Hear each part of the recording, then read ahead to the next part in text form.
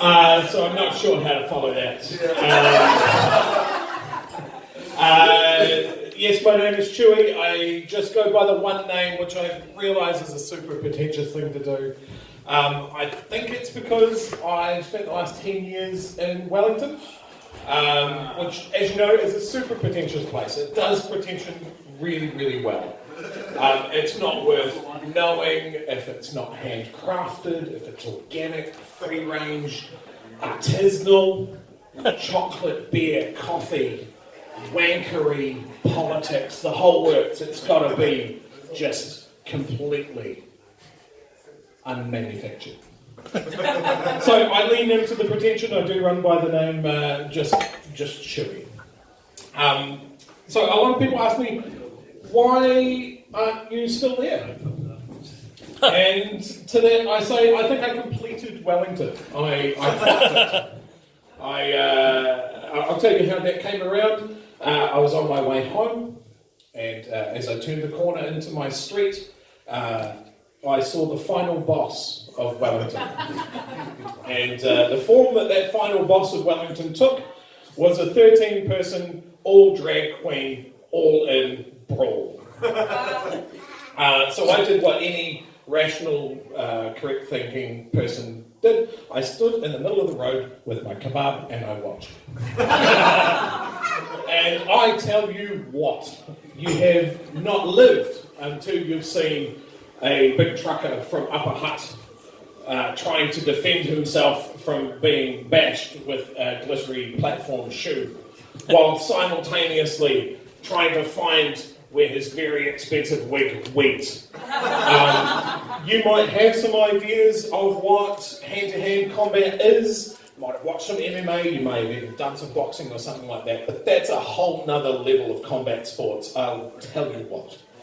So at that point, I knew that there was nothing left in Wellington to see.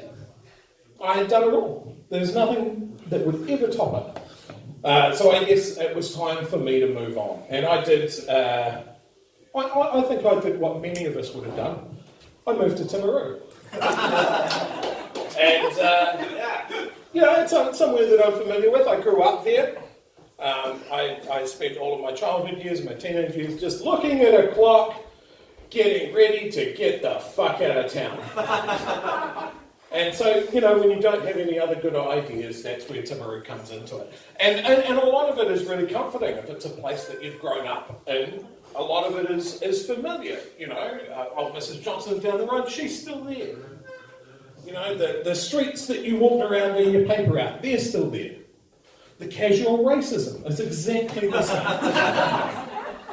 And it's as you walk around those neighbourhoods, you hear those comforting sounds that just they give you a vibe of the place. And I think for me, that was hearing those domestic sounds coming out of the windows as I walked around, people preparing dinner or just, coming home from work or, Kevin! I have told you before, get your dick out of the fucking butter.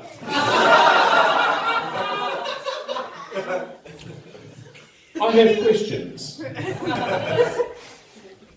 How many times has he been told? Who is Kevin?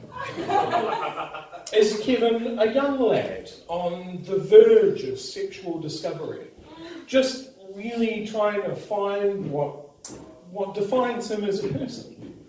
Or is Kevin perhaps the sainted grandfather, returned to the family home for a more compassionate type of care, who only occasionally stumbles into the kitchen with his bathrobe open to sexually molest the spreadables?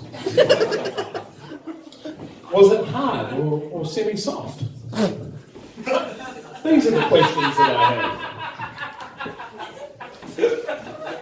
So based on that and a handful of other things, I decided that Timaru perhaps wasn't the place for me.